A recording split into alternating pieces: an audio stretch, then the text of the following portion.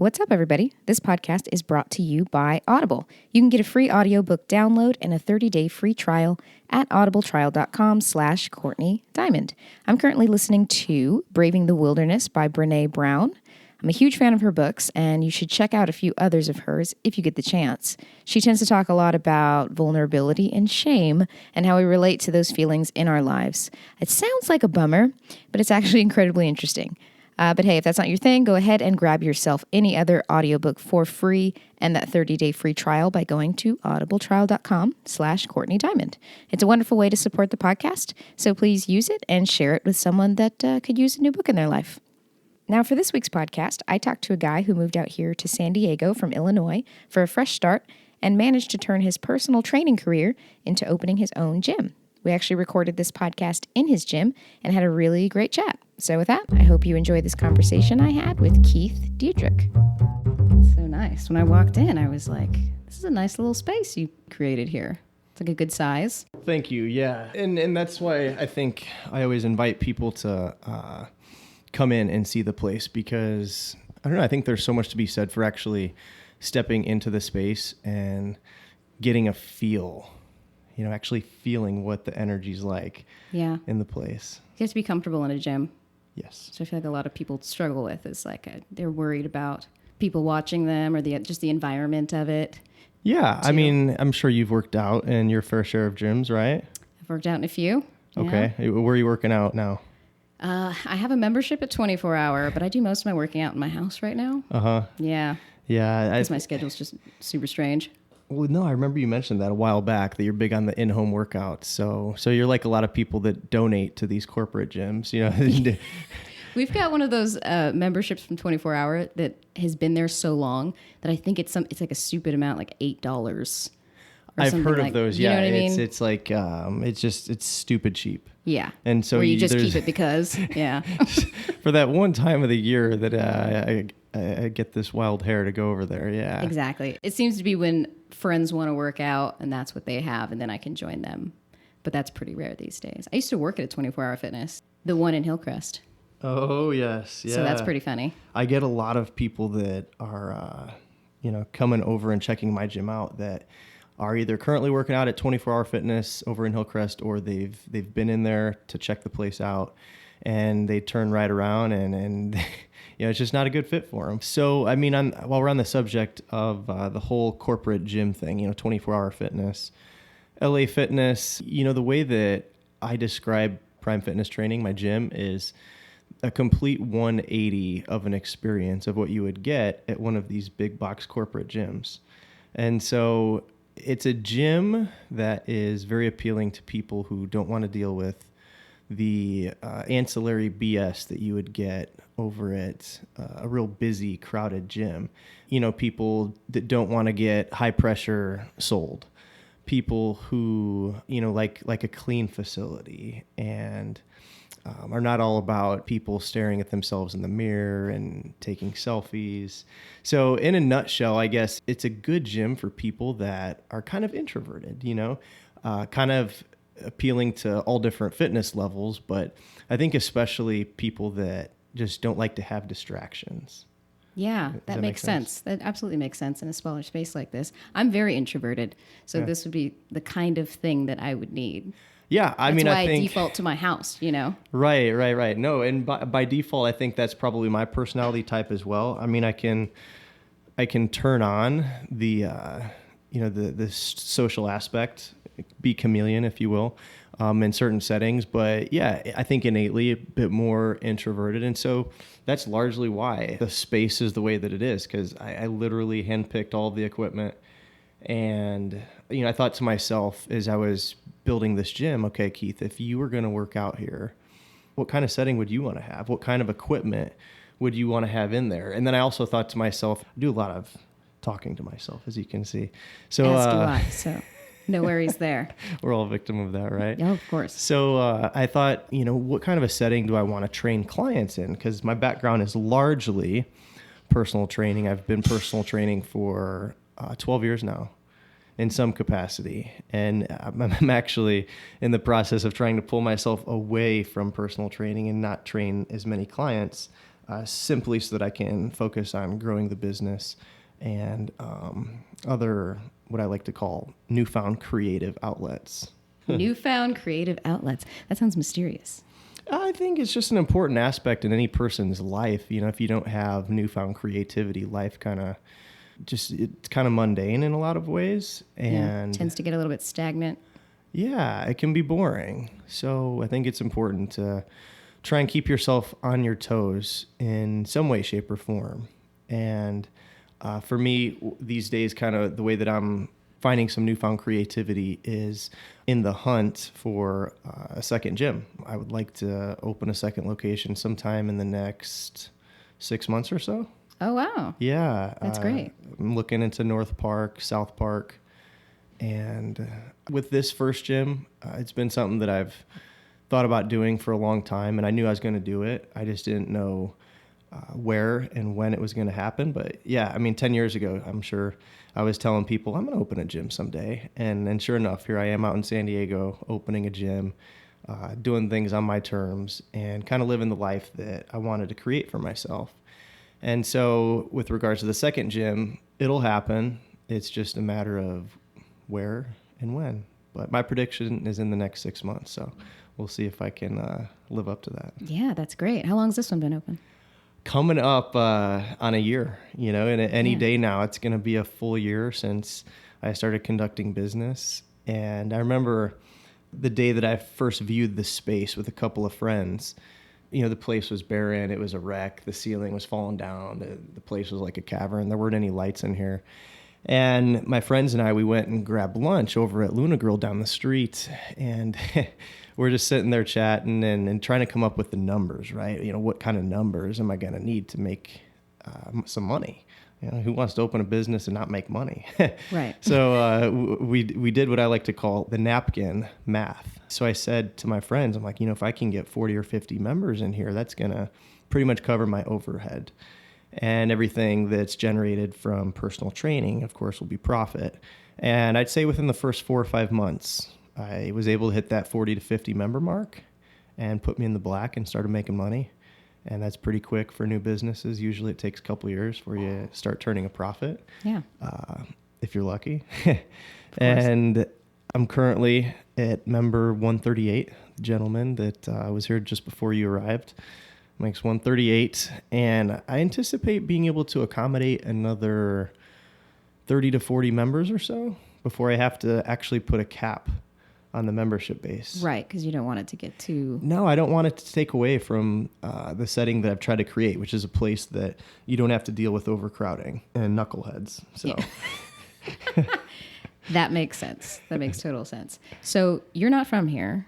I'm not. Where are you from, and how did you end up here? Yeah, so I'm from a small town called good old Bourbonnais, Illinois, and it's pronounced Illinois for you folks out here in California who call it Illinois. That's not... People do that? People do that. Really? That's rough. Yeah. That's rough. I'm surprised. The S is silent. There's no noise happening in Illinois. So it's a small town that's populated by about 10,000 people, and it's about 45 minutes south of Chicago.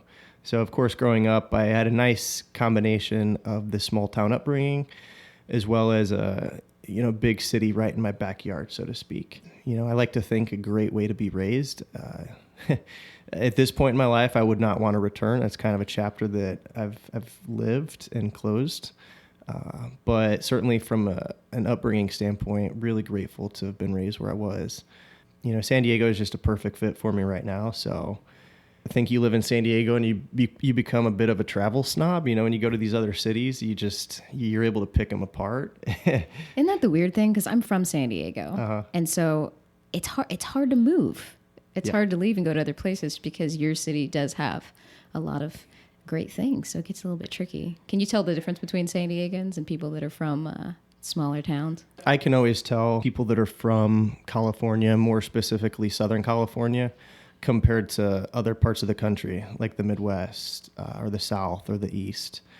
And I think that the whole law of attraction, I don't know if you're familiar with that, but there's a really good book called The Secret that the premise of the book is about law of attraction and you attract what you project. And so the interesting thing about me living out here is my circle of friends, which is kind of like my second family. They're mostly from the Midwest. And so we've seemed to have found one another. Sure. That makes sense.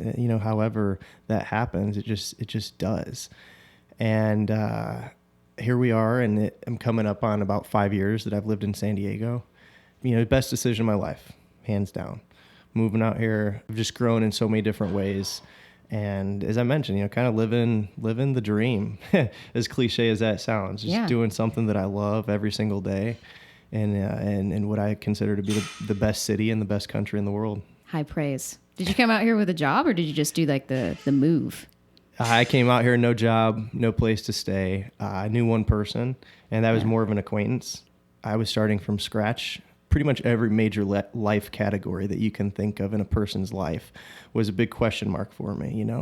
I'd just gotten out of a serious relationship. The first gal that I'd ever fallen in love with, we broke up about a month before I moved here. And my grandfather, who I was super close with, he died about 6 weeks before I moved here. So those were some indicators for me that, okay, Keith, your life, this chapter of your life in Chicago is over. It's time for you to move on. And packed the U-Haul trailer up with my possessions, drove out here, and the rest is kind of history. I started my in-home mobile personal training business from the ground up, and would go to people's homes and train them in their house. And then, of course, training people at parks and the beach. And just through word of mouth was able to grow that way. And had a very loyal following. I mean, to this day, there's people that still train with me that have been with me from the very beginning 5 years ago. So it's going to be tough to pull myself away from them as the business evolves and grows. But I'm going to do my best to continue working with the core group, the loyalists, as I call them, for as long as I can. Yeah, it's kind of amazing. It's that personal relationship that keeps people around. And that word of mouth can be, especially for like small businesses, that's massive. Yes, exactly. And, I've worked way too hard to build a good reputation for myself in the fitness industry to compromise that by having other trainers work out of my space that I'm not confident in, just to make a few extra bucks to get rent from them each month. So the people that I do have representing Prime are really great trainers. Oh, that's cool. So you have several other people working out of here training people? I do. In addition to myself, I've got 3 other trainers that use the space, and they're all super professional, driven, and they treat it like a career, because personal training is something that only a small percentage of trainers actually treat as a career. A lot of them do it kind of as a second career or as a second job or to pick up girls, Yeah. All those things happen. They really do. I've seen some crazy stuff, but these are guys that, this is their sole source of income. And there's a reason for that. You have to be pretty decent at what you do to train a client for weeks on end, months on end, even years on end. Like, you're bringing something pretty good to the table. Yeah. What do you think are the most important qualities in a trainer? I think you have to come across as being trustworthy, and you need to show the client that you genuinely have an interest in their well-being. I think, and that's my opinion. The things I bring to the table with my clients, if I were to describe them to someone, would be it's a kind-hearted, non-judgmental approach to helping someone get back into the best shape of their life. I do it, and as I'm sure you can pick up here in this podcast, I'm a pretty soft-spoken, calm, laid-back guy. So I motivate my clients with a lot of positive reinforcement, and I'm certainly not that drill instructor that's in your face screaming and spitting. Right. Some people think that's what they need in personal trainers, and I've always thought that's a little too much. I don't quite get it. It's not what would make me tick, but you're absolutely right. There's folks out there that they like that, and I guess more power to them. I mean, I'm sure there's people out there that I'm not a great fit for, and that's okay. Yeah, it's really interesting, though, that you say that you could kind of tell that one chapter of your life was closing and it was ready to move on. I think that happens in a lot of people's lives, and instead they kind of put up a lot of resistance to it? Yeah. Yeah. Well, I think that, there's a lot of reasons that you could attribute that to, but as human beings, we're creatures of habit. And so oftentimes we do find ourselves, whether it's a job or a relationship with a significant other, we stay in that too long. And it's just, I think, largely because we're comfortable and we know what to expect. I've been victim of it. It's happened to me in the past. Oh, I've absolutely done it. It's almost like it's not ideal, but because it's just comfortable, and you know what the next day is going to be like, you'll settle for a bit. Yeah, and then there's so many, relationships, for instance, there's so many people out there who are in relationships and at best, they're just mediocre, lukewarm. And there's so many out there that are not in a good relationship, but they continue to stay in them because it's familiar, it's what they know.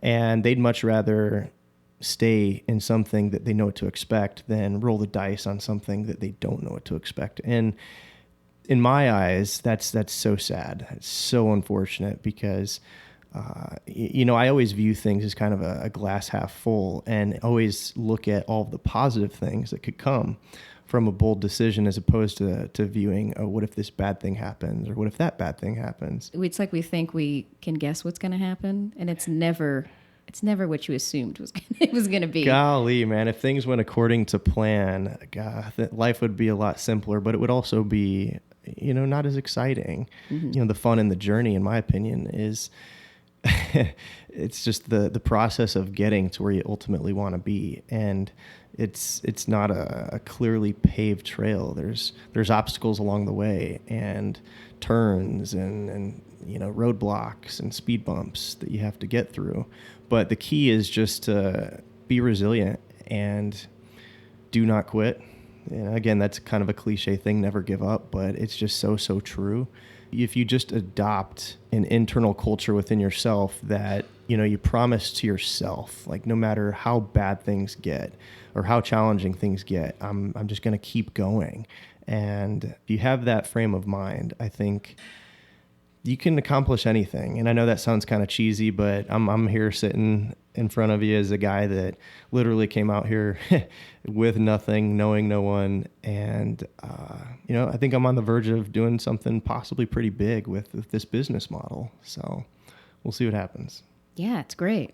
And what was your first step when you came out here? And you go, a lot of people say large things like, I'm going to start a gym, I'm going to start a business, and they never get around to actually making the first steps of making that happen. Mm-hmm. What was your thought process? How did you make your way through that? It's so true, because there's so many people out in Southern California, especially LA, that'll tell you about all of their dreams and aspirations. And they've got these wild ideas, but as far as taking action and making them happen, I think is just a very small percentage of people that actually do. There were so many things that I needed to do that I just needed to get started. Like if I concerned myself with all of the little things that I was going to need to do to make things happen, then I would have never wanted to start. That's where people get sidetracked. They start to get nervous. It's like they're looking at too big of a picture. Right? Yeah, exactly. I mean, you're a movie gal, I think, right? Like you appreciate movies. So there's a movie with Matt Damon. It's called The Martian. And at the end of the movie, he survives going to Mars. He's a professor at this time. At the end of the movie, he's talking about his experience, and one of the students in the class, asks him, "How did you make it out of Mars alive?" And I'm going to paraphrase this, but basically what he says to them is, "You just start. Take one thing at a time." And he's a mathematician, so he says you solve one problem, and then you solve the next problem, and then before you know it, you solved enough problems to make it out alive. And that's kind of the way that I've approached things out here in San Diego, especially with opening this gym. Like this is totally uncharted territory for me. So I just took things as they came to me and did my best to try and make good decisions. And I didn't have all the answers, but I at least knew that I could seek out help and advice from people that were kind of experts in a certain area or more in the know than I was. When you can admit, hey, I don't know everything that there is to know about this, that's it's a good thing. Oh, it's huge because you set your ego aside so that you can actually learn something. Yes. Yeah. And in my opinion, that's a sign of intelligence. And, when you can admit, I don't know everything and delegate to people who are experts in that area. I mean, that's what personal training is all about. A client has to be able to put their ego to the side and go to the trainer and say, hey, listen, I don't know how to lose 30 pounds. And I'm going to put my trust in you to help get me there in a safe and timely manner. Very, very true. What do you feel like you've learned in this past year, the most important things you've learned being here? The big takeaway for me has been independence. Like, I did this pretty much all on my own. I didn't have a business partner. I didn't have investors. I literally made every decision myself and collected all of this equipment that you see in the gym pretty much myself, traveling up to LA and picking it up from gyms that were closing down. Definitely did this in a very cost-effective manner. To me, just knowing that, I can do stuff on my own if I really just stick with it. Again, it's really kind of cheesy when I say anything's possible, but the last year has taught me just that really the sky's the limit. And I feel like out here in Southern California, the opportunities are endless. It's just capitalizing on them. Other parts of the country, like where I was raised, small towns, the opportunities are limited. They really are.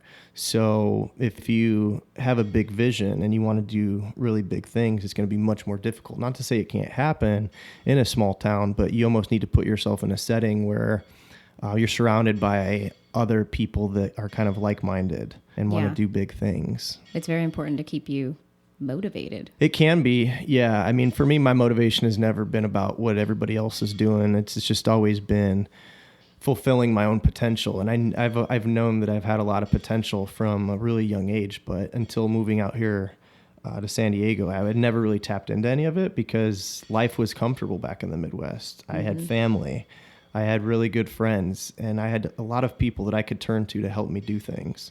Sure, it can be good at times, but when you're trying to grow as a man, you almost need to put yourself in a setting that's totally foreign to you. So sure enough, yeah, coming out to San Diego, crazy California, putting myself in a neighborhood that's largely gay. It was all a big 180 for me. So I had to adapt real quick and become more open-minded and resourceful.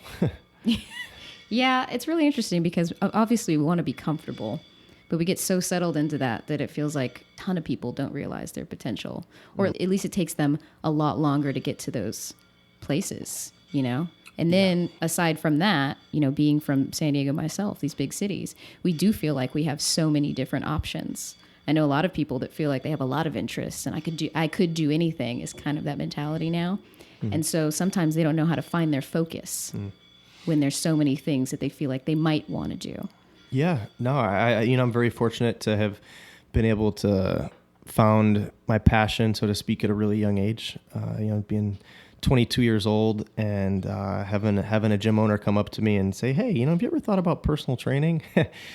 From there, it was just, I was kind of a natural at it. And what made him say that to you?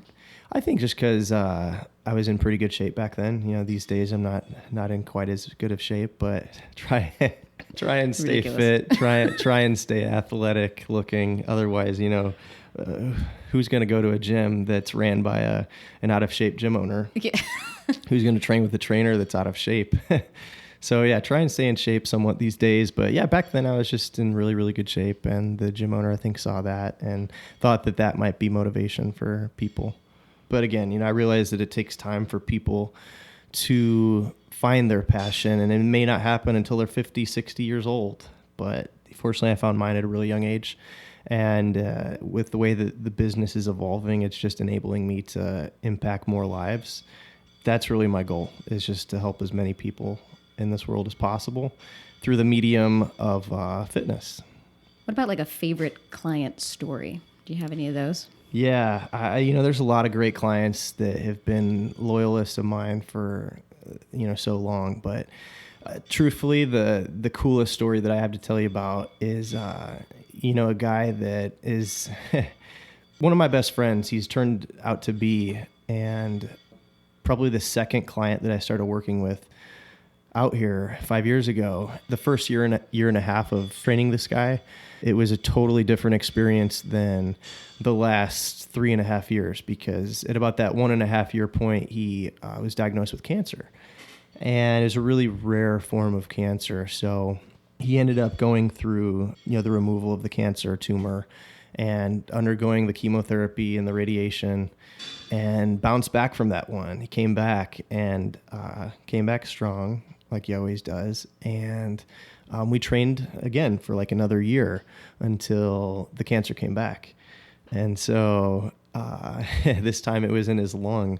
And so, he had a lung removed, went through the chemo, the radiation, and then came back from it again. So here we are, timeline for you is probably like a year and a half ago when he and I started working out together again after him fighting cancer for the second time.